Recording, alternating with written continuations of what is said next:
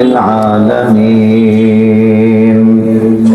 الحمد لله رب العالمين والعاقبة للمتقين الصلاة والسلام على من كان نبيا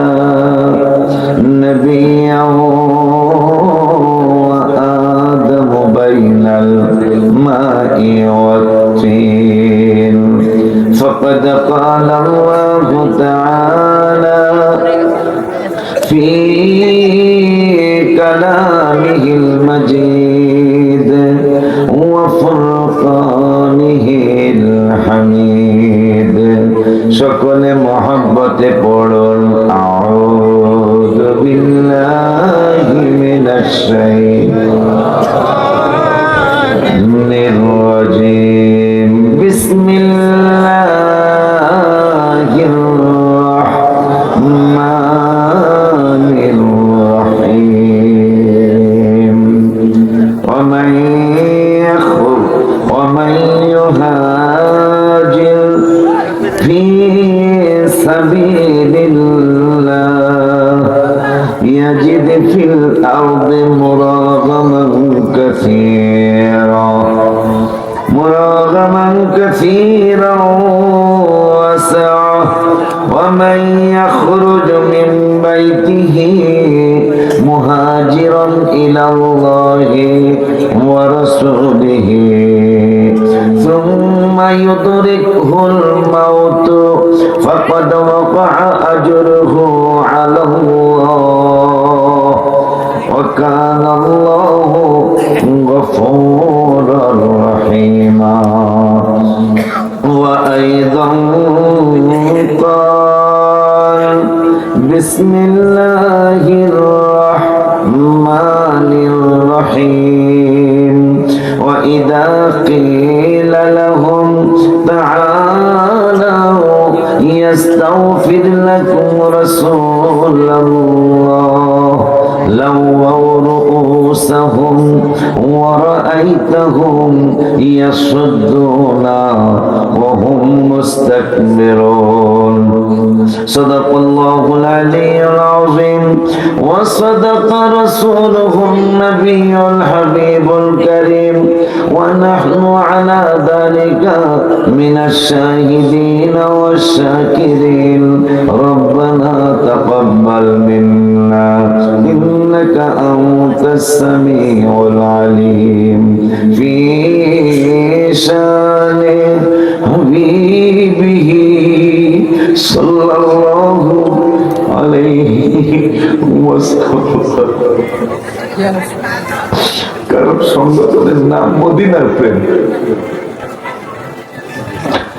কত নাম ছিল পৃথিবীতে, কিন্তু এই দাল্লার ছেলেরা, দাল্লা না দাল্লা, উত্তর দাল্লা, দাল্লার যুবকগুলি নাম দিয়েছেন সংগঠনের মদিনার প্রেম।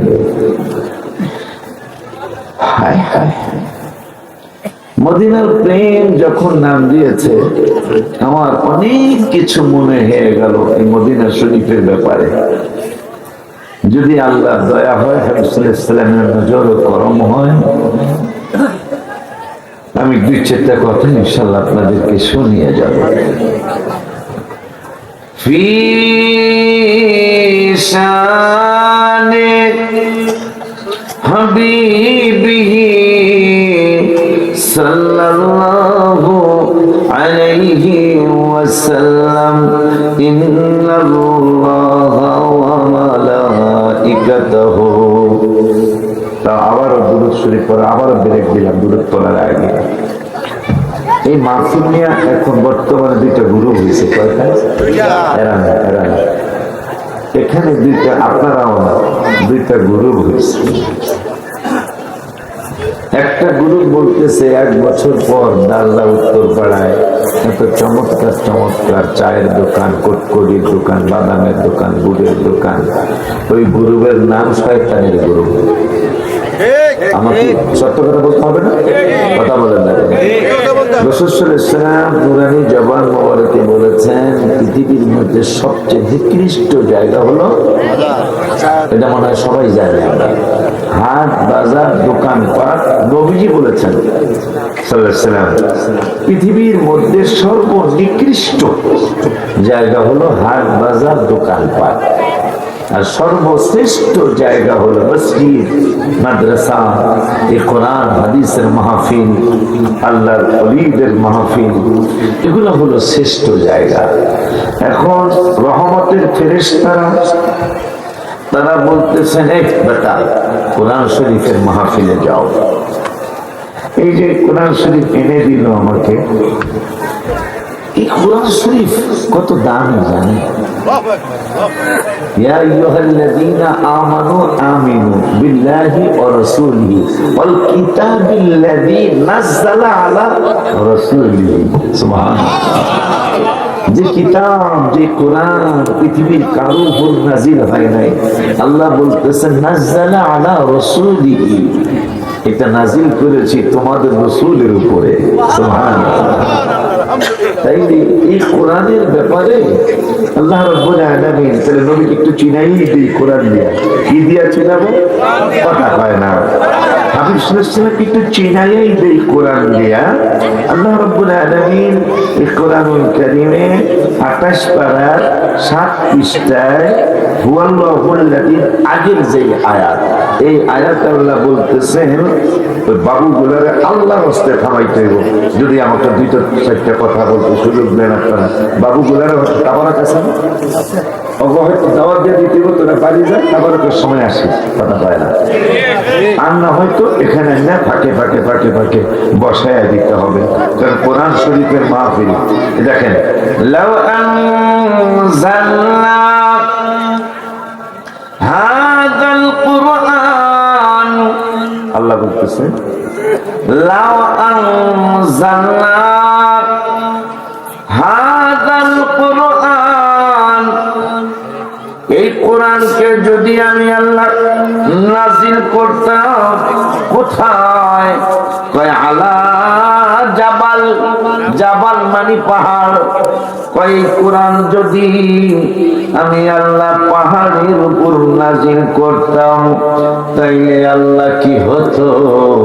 আল্লাহ বলতেছেন ওয়াতিলকাল আমসা, কই খাশিয়া লারাআইতাহু, বন্ধু আপনি দেখতেন, আপনারে আমি দেখাইতাম, কি দেখাইতেন?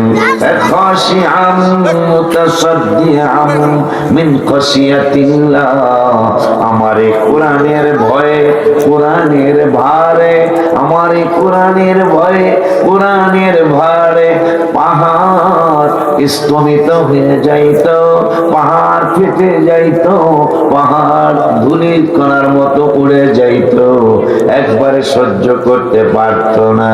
আল্লাহ বলতেছেন কোরআনের ভার পাহাড় সইতে পারত না।